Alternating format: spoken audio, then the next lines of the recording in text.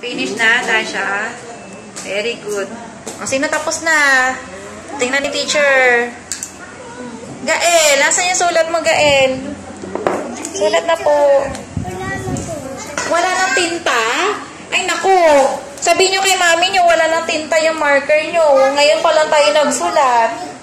O, si ano? Very good si King. Tapos na. Si Kiel.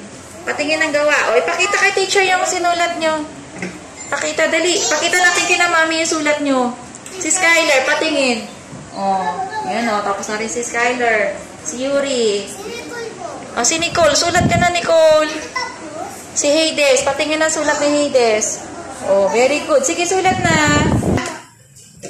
O, gandahan. O, inayos na ni ano yung gawa niya.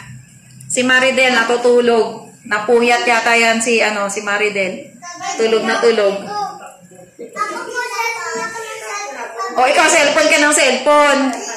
O, very good si Carl Noel. Ang sulat na ng letter S.